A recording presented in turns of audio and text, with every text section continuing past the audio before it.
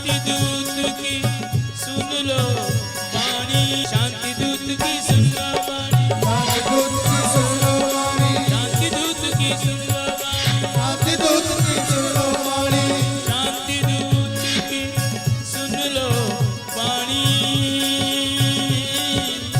रहेगा नहीं किसी नैन में पानी। भगवान ने बड़ी अच्छी जवाब दिया। ये तो मुझे भी पता है कि जिस मिट्टी का ये बना ये मानेगा नहीं, पर फिर भी मैं गया इसलिए क्योंकि आने वाली दुनिया ये ना कह दे कि कृष्ण चाहते तो युद्ध नहीं होता, इसलिए मैं उसे समझाने के लिए गया। मैंने अपनी आखिरी कोशिश की, वो नहीं माना उसका बात। अब भगवान ने कहा ये अधर्म है, तुम जानते हो। तो दुर्योधन ने एक बात कही, ये मत समझना कि मैं धर्म नहीं जानता हूं, मुझे पता है धर्म क्या है, लेकिन मैं धर्म करूं ये मेरा स्वभाव नहीं। मुझे ये भी पता है अधर्म क्या है, लेकिन मैं अधर्म छोड़ दूं ये भी मेरा स्वभाव। आजकल के व्यक्ति कलयुग के दुर्योधन के चेला, वो जानते हैं कि वो जो कर रहे हैं वो अधर्म है, इसके बावजूद भी उनको करना ही है। अभी जो आप सुन रहे हैं ये धर्म है क्या धर्म है? जोर से बोलिए। सब जानते हैं, लेकिन यहीं पर दो चार लोग ऐसे बैठे जो कल वर्किंग डे में नहीं आएंगे। कौन इसमें? जब आपको पता है ये धर्म है तो दुनिया का हर काम छोड़ के भगवान की ये कथा सुननी चाहिए। नवरात्र चल रहे हैं, आपके और आपके पितरों के कल्याण के लिए एकमात्र रास्ता श्रीमद् भागवत है, और आप 2 घंटे मैनेज नहीं कर सकते। मैंने कल भी बताया था time management is life management my dear. और आपके यहाँ तो जॉब भी फ्लेक्सिबल है, सुबह का ले लो शाम को ले लो, ये मैनेज आपको करना चाहिए। और अगर आप नहीं कर सकते इसका मतलब है कि आप अपने कल्याण के लिए सीरियस नहीं, अपने मित्रों के लिए आप विचारधारा मजबूत नहीं रखते, आप अपने धर्म के प्रति ईमानदार नहीं है। आपको ईमानदार होना पड़ेगा, सीरियस होना पड़ेगा अपने धर्म के लिए। और जब आप ईमानदार और सीरियस हो जाएंगे तब आप कृष्ण की नजरों में उनके अर्जुन बन पाएंगे। दुर्योधन तो सबको बनना है, दुर्योधन तो सब बने हुए हैं, कौन किसको बनाना पड़ता है? दुर्योधन आपके घर में 2-4 दुर्योधन, फैमिली में 2-4 दुर्योधन घूम रहे होंगे, इवन कई बार तो हम भी दुर्योधन बन जाते हैं। कौन हमें बनाने आता है? बनाना तो अर्जुन पड़ता है। गीता का उपदेश अर्जुन को सुनाता है भगवान, दुर्योधन को नहीं सुनाता। अरे अर्जुन तो ऑलरेडी तुम्हारा ही था, उसे क्यों सुनाया? सुनाते तो दुर्योधन को, उसे बेचारे को सुधारते हुए पता है ना, उन्हें भी पता है कि सुधरेगा कौन और बिगड़ेगा कौन। तो मेरे को भी उम्मीद है आपसे कि आप सुधरोगे, इसलिए मैं शब्द आप तक पहुंचा रहा हूं, और आप अपने हृदय तक पहुंचा लो, धारण कर लो, क्योंकि मुझे पता है आप अर्जुन बन सकते हो। मुझे ये पता है कि सिर्फ 2-4 ही दुर्योधन है यहाँ पे, बाकी के सब अर्जुन बनने तैयार हैं। तो हे अर्जुनो, दुर्योधन मत बनना। दुर्योधन का कभी भला नहीं होता, ये आपको पता। महाभारत में पांडवों की विजय हुई, पांडवों की विजय के बाद भगवान श्री कृष्ण कुंती के पास जाते हैं और कहते हैं बुआ वरदान मांग लो। कुंती कहती है दुख दे दो। क्या दे दो? आप क्या मांगते हो? भगवान से कब तो क्या क्या मांगते हो? सच बोलो, क्या मांगते हो भगवान से? सुख शांति। शांति बाद में, पहले सुख। सुख का मीनिंग क्या है? कहां है सुख? किसको कहते हैं हम सुख? आप जानते हैं सुख क्या है? बेटा होना सुख है, घर होना सुख है, गाड़ी होना सुख है, या पैसा होना सुख है, या बहुत सारे फ्रेंड्स होना सुख है, या बहुत सारे रिलेटिव्स होना सुख है। What is the meaning of सुख? सुख है क्या? पता नहीं है, बस भाग रहे। जब घर नहीं था तो हम सोचते थे घर में सुख है, भगवान से कहा घर दे दो, भगवान ने कहा दे दिया। घर आ गया तो बोले महाराज बेटा और ले ले, दे दिए। भगवान जरा एक वो काम और दे दो जिससे सेटअप हो जाए, 1 नहीं 500 दे दिए, ले। अब सुख है, अब सुखी हो। मेरी बैंक में थोड़ा अकाउंट बढ़ा दिया, चल। जब भारत से आया था तब तेरी जेब में 2-4 हजार डॉलर नहीं थे, अब तेरी जेब में लाखों डॉलर तेरे बैंक में जमा है। बोल खुश है? अभी भी खुश नहीं। इतना मेहनत किया, रात दिन पूरा जीवन निकल गया, फिर भी खुश नहीं। कहां है खुश? कहां होगा सुख? कैसे मिलेगा सुख? अरे आप लेना नहीं चाहते, अभी आप अपनी आत्मा से पूछो कितनी सुखी है। आपको बैठे 2 घंटे नहीं हुए और देखो आपकी आत्मा सुखी है कि नहीं। पूछो एक बार, आपकी आत्मा सुखी है कि दुखी है?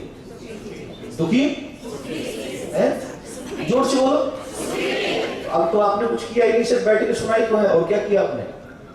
लेकिन आप सच्चाई के मार्ग पर गए, आप अच्छे मार्ग पर गए, आप भागवत की शरण में गए, आपकी आत्मा सुखी होने लगी, बिना कुछ किए सुखी होने लग गई। एक बार बोलिए राधे राधे, और जोर से बोलिए राधे, और जोर से बोलिए। सुखी हुई कि नहीं? सोया हुआ हमारा संत जगा कि नहीं? जन्म जन्म का मैल उतरा कि नहीं? हो गए सुखी, एक दुहन्नी नहीं लगी और आप सुखी हो गए। लेकिन ये रास्ता आप कहते हो हम सिर्फ सैटरडे संडे कर सकते हैं, मंडे हमारा वर्किंग डे है, तुम तो अशांति लेने तुम खुद ही गए।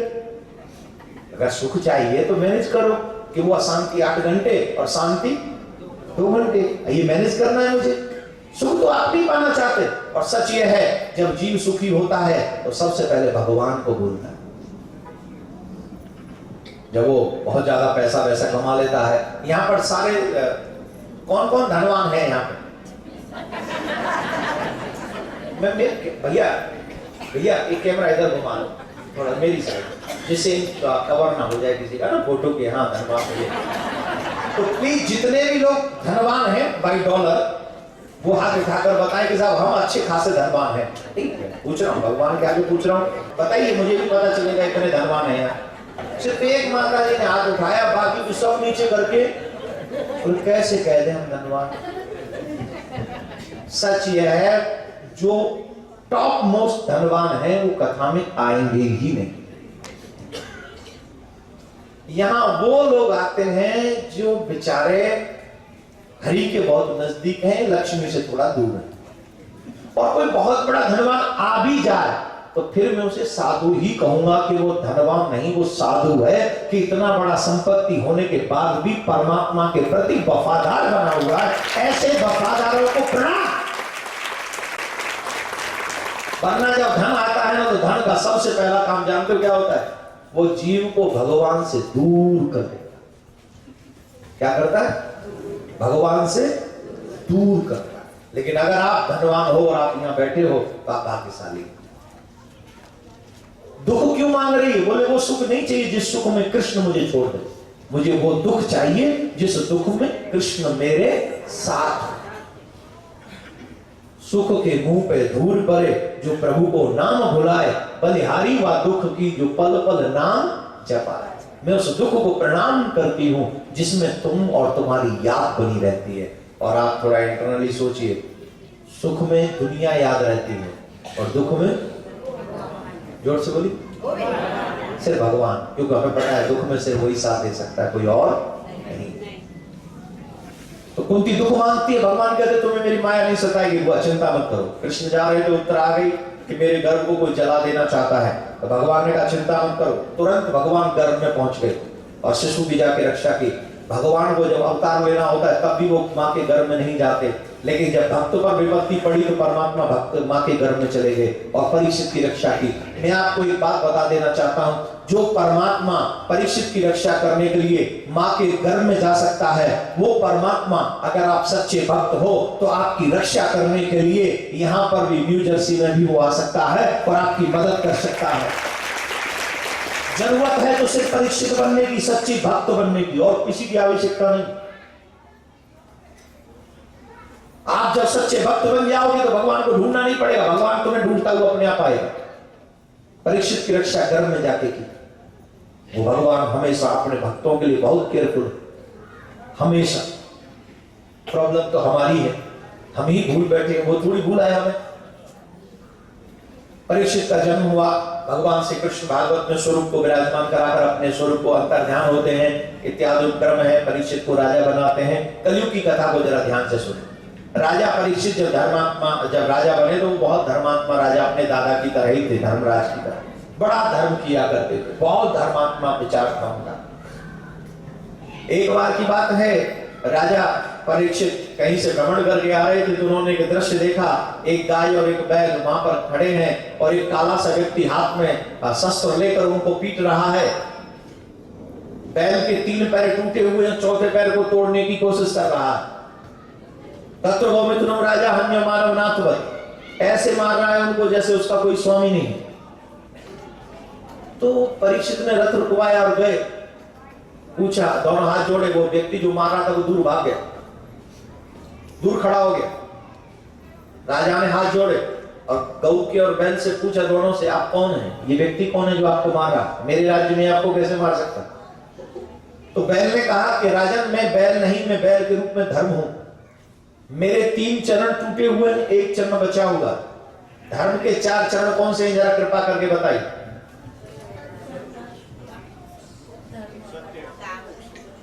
ठीक है, मैं बता दूं, कैन आई एक्सप्लेन समथिंग?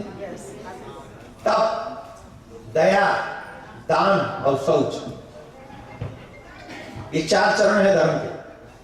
जब आप तपस्या करते हो धर्म स्ट्रांग होता है, जब आप किसी पर दया करते हो तो धर्म स्ट्रांग होता है, जब आप अपने जीवन में पवित्रता बना के रखते हो तो धर्म स्ट्रांग होता है, और जब भी आप अपने हाथों से दान देते हो तब भी धर्म स्ट्रांग होता है। इन 3 खत्म हो चुके हैं आजकल में, न दया है, न तपस्या है और न पवित्रता है। पवित्रता है?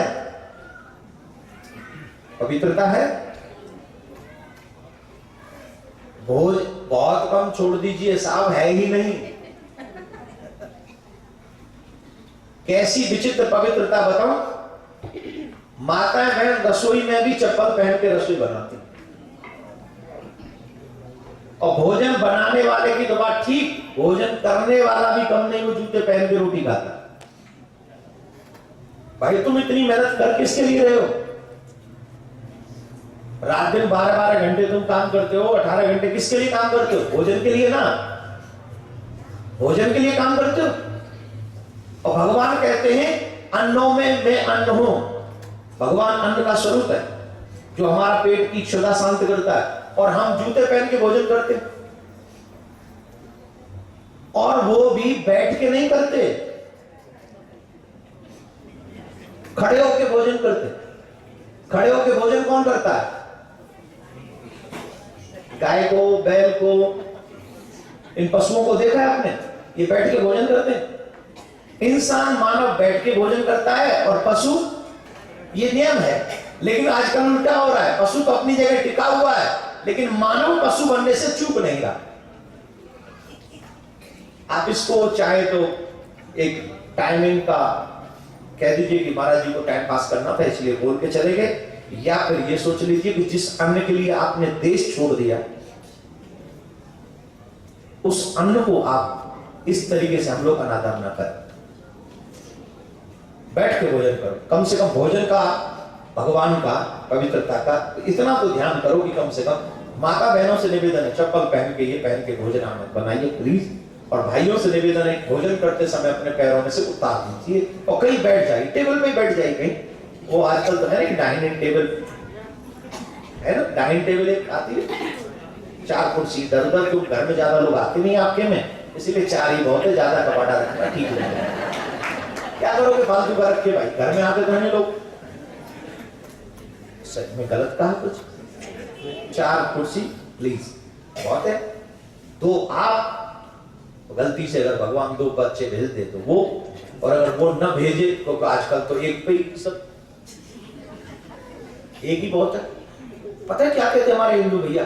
महाराज जिम्मेदारी कौन संभाले? तेरे बाप संभाले भेजता है, तेरे बाप संभाले की व्यवस्था भेजता, तेरी जिम्मेदारी है। जिसने पैदा किया है उसके भाग्य उसके साथ भेजता है, उसकी वजह से तुम्हें प्राप्त होता है। कौन कहता है कि मैं पालता हूं? झूठ बोलते हो तुम लोग, तुम्हें भी कोई पालता है। अगर तुम्हें ना पाले तुम्हारी जॉब छूट जाए, तुम्हें ना पाले तुम काम करने, तुम्हें जॉब मिलती है, तुम्हारे हाथ पैर कटवा दे किसी एक्सीडेंट में, पाल ले, कहां से पालेगा अपने आप को? एवरी सेकंड वो तुम्हारा ध्यान रखता है, एवरी सेकंड। न दया है, न तपस्या है, न पवित्रता है, तीनों चरण धर्म पे टूटे हुए निकले हुए हैं। एक चरण बचा है, काय का? काय का? दान का। और दान भी कलयुग में लोग कंजूसी से करते हैं, फोर्स करना पड़ता है, करो करो करो। और ज्यादा फोर्स करो तो कथा में आना बंद कर देते लोग। आप मंदिर में जाते हो, बताइए कितना डॉलर चढ़ाते हो? आप मंदिर में जाते हो सैटरडे संडे, क्यों? भगवान को सिर्फ $1 दिखाते हो आप। मेरा तो नहीं है मंदिर, यहाँ की मंदिर की व्यवस्था तो यहाँ के लोग संभालते हैं ना। आप इतनी कंजूसी करते हो, भगवान को $1 दिखाते हो बस, क्यों? उसी भगवान से आप करोड़ों मांगते हो भाई, वो देता है आपको। उस भगवान को इतनी कंजूसी, इतना गिरा हुआ स्टैंडर्ड मेरा। आई एम सॉरी टू से कि मेरे शब्द आपको शायद कड़वे लग रहे हो, लेकिन इसमें आपकी भलाई छुपी है। भगवान कहता है तुम जितना मुझे देते हो उसका 1000 गुना मैं तुम्हें देता हूं। तो तुम्हारे को प्रॉफिट बता रहा हूं मैं। भगवान के यहाँ जाओ, कभी भी $1 मत चढ़ाओ। तो कितना चढ़ाए महाराज, सलाह दे दो। अगर भगवान ने तुम्हारे अकाउंट में $10-20 हज़ार दे रखे हैं, तो कम से कम $10-20 हर बार जब भगवान के यहाँ जाओ तो चढ़ाओ। इतना तो तुम कैपेबल हो, इतने तो गरीब नहीं हो तुम। और अगर लाख है तो 50 से नीचे कभी मत चढ़ाओ भगवान के द्वार पे। अगर लाख जमा है, और अगर 10, 20, 50 लाख है तो 100, 200, 500 जितना भी हाथ पड़े चढ़ा दो। क्यों? बोले पिछले जन्म में आप करके आए हो, उसकी वजह से इतना जमा है। और यहां अगर करते रहोगे तो ये बढ़ता जाएगा। अगर करना कम, एक ही करना शुरू कर दिया तो जमा धन खत्म होता है, बढ़ता नहीं। कमाते रहो बराबर। समझ गए कहां की कह रहा हूं मैं? अब ये मत सोचना कि महाराज जी मेरा काम है आपके कोष बढ़े इसलिए सलाह देना। सिर्फ दान ही है जिससे धर्म बचा हुआ है। इसलिए हे कलयुग के हिंदू सनातन धर्म प्रेमियों, आप अपने दोनों हाथ खोल के दान किया करो। मैं समझा रहा हूं, मुझे छोड़ देना, मुझे मत देना।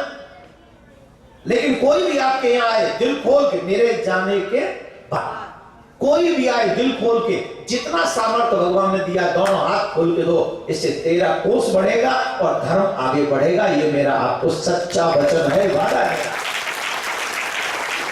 क्या बोलना पड़ेगा? बोले महाराज कलयुग में कोई दान भी नहीं करता, इसलिए मेरे तीसरे चरण को तोड़ रहा है कलयुग, चौथे चरण को। एक चरण जो बचा है दान का, उसे भी तोड़ने पे लगा है। महाराज मेरा क्या होगा? गाय से पूछा आप कौन है? बोले मैं पृथ्वी हूं। ये लोग ध्यान से सुनना प्लीज, 2 मिनट और। पृथ्वी मां ने पूछा, मैं भी कलयुग की वजह से दुखी हूं। पृथ्वी मां ने बताया क्यों?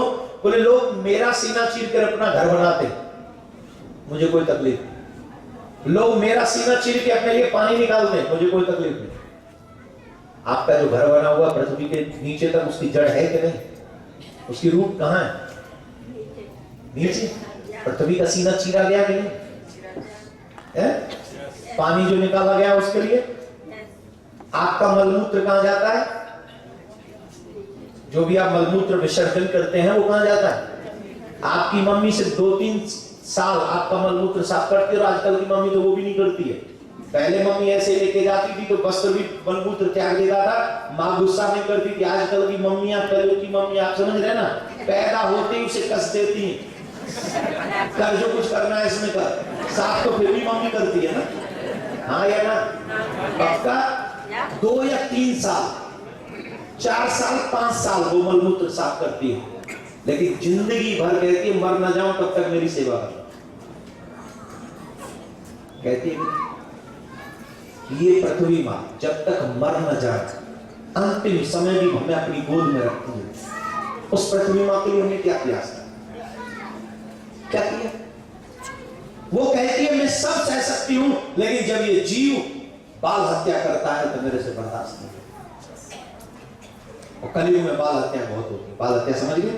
भ्रूण हत्या भी होती है, वो मैं बर्दाश्त नहीं कर सकता। तो कलयुग की वजह से बोले हाँ, बोले कलयुग को ही मार दूंगा। कलयुग को मारने के लिए राजा ने खड्ग निकाली। कलयुग सामने खड़े थे, बोले महाराज मुझे मार देना, लेकिन कुछ अच्छी सुन लो, मुझ में भी कुछ अच्छा ही। बोले तुम में क्या अच्छा ही? बोले मुझ में कुछ अच्छा ही, सुनिए क्या अच्छा ही बताओ। बोले महाराज मुझ में ही अच्छा ही है। सतयुग, त्रेता युग, द्वापर युग में हजारों वर्ष तपस्या करनी पड़ती है, तब जाके जीव का मोक्ष और कल्याण होता है। लेकिन कलिकाल में ये सब करने की जरूरत नहीं है। नाम संकीर्तनम यस्य सर्व पाप प्रणाशनम। भगवान का नाम ही बेड़ा पार कर देगा। हरे नामई हरे नामई हरे नामई केवलम कलो नास्तैव नास्तैव नास्तैव गतिरन्यथा। भगवान के नाम का आश्रय ले लो, बेड़ा पार हो जाएगा। तो परीक्षित ने कहा ठीक है, हम तुम्हें मारेंगे नहीं, तुम्हें कुछ जगह दे देते। कहाँ? बोले जहाँ मदिरा पान होती है वहां रहो, जहाँ वैश्यागमन होता है वहां रहो, जहाँ हिंसा होती है वहां रहो, जहाँ जुआ खेला जाता है वहां रहो। 4 जगह दे दी। बोले महाराज एक जगह और दे दो। कहाँ पे? बोले स्वर्ण में निवास दे दो। राजा के सर पे मुकुट सोने का था, वहां बैठ गए और यहीं से कलयुग का प्रारंभ हुआ। और राजा की मति खराब हो गई थोड़ी सी। समीक ऋषि तपस्या कर रहे थे, उन्होंने जल मांगा, ऋषि को पता नहीं चला कि कौन आया और कौन गया। उन्होंने समझा ये जानबूझ के मेरा अपमान कर, राजा बोला, और उन्होंने मरा हुआ सर्प समीक ऋषि के गले में डाल दिया। जब जीवन में कलयुग हावी हो जाता है तब जीव संतों का, धर्म का, ब्राह्मणों का अपमान करता है। जिनके मुख से भी धर्म की निंदा हो, जिनके मुख से संत महात्माओं की निंदा हो, जिनके मुख से हमारे अच्छे कर्मों की निंदा हो, समझ लेना उसके जीवन में कलयुग हावी है। ऐसे लोगों का सानिध्य कभी मत कर। राजा के ऐसा किया तो राजा को साप लग गया, तुलंगित मर्यादा तक्षक सप्तमे हनि, आज से 7वें दिन तुम्हें तक्षक डस लेगा और तुम्हारी मृत्यु हो जाएगी। और जब राजा को पता चला तो राजा ने उसी समय गढ़ छोड़ दिया, गंगा के तट पर आ गए। मेरे भाई बहन, जो साप राजा को लगा वो साप हमें भी लगा। राजा को साप लगा 7वें दिन तक्षक डस लेगा और तुम्हारी मृत्यु हो जाएगी, तो क्या हमारी मृत्यु 7 दिन में नहीं होगी? बताइए। राजा तो किस्मत वाले थे कि उन्हें पता तो चल गया कि 7 दिन हैं। हमें तो ये भी नहीं पता कि हमारे पास 7 मिनट हैं भी या नहीं। अब बताइए, राजा की तरह क्या हमें अपने जीवन के कल्याण की इच्छा नहीं? पूज्य महाराज श्री का स्वप्न विश्व में शांति और घर घर में भगवान के नाम का वास। इस संकल्प को एक महाअभियान बनाने का बीड़ा उठाया है श्रद्धेय शांति दूत श्री देवकी नंदन ठाकुर जी ने। भौतिकता के दौर में भटक रही युवा पीढ़ी को भी अपने महाअभियान से जोड़कर उनको भी भगवत भक्ति के रस से सराबोर करने का दृढ़ निश्चय किया है महाराज श्री ने। साथ ही विश्व शांति सेवा चैरिटेबल ट्रस्ट महाराज श्री के अध्यक्षता में अंतर्राष्ट्रीय स्तर पर भगवत भक्ति के प्रचार के साथ मानवता की सेवा के लिए भी प्रतिबद्ध है। जरूरतमंदों की सहायता और विषम परिस्थिति में महाराज श्री ने सदैव सबके लिए अपना हाथ बढ़ाया है। आप भी श्रद्धेय शांति दूत श्री देवकी नंदन ठाकुर जी के महाअभियान में अपना पुनीत सहयोग प्रदान कर सकते हैं। फाउंडर मेंबर 5,51,000 रुपए, समिति मेंबर 2,51,000 रुपए, कार्यकारिणी मेंबर 1,21,000 रुपए, सहकार्यकारिणी मेंबर 51,000 रुपए, आजीवन सदस्य 1,100 रुपए। आप अपना सहयोग विश्व शांति सेवा चैरिटेबल ट्रस्ट के भारतीय स्टेट बैंक मथुरा शाखा के खाता संख्या 3088094445 में जमा करा सकते हैं।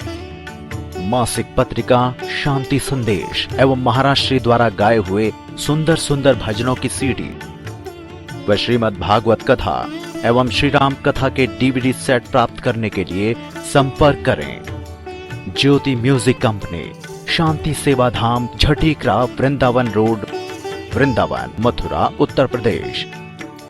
Phone number 0735111221, 0735111331। दिल्ली कार्यालय C5/90, first floor, sector 6, Rohini, Nai Delhi 110085। Phone number 01147564008। Mobile 9212210143। Website www.vsscd.com, www.shantisevadham.in। Email info@vssct.com। Twitter DN/Thakur/G। Facebook Devki Nandan Thakur ji VSSCT।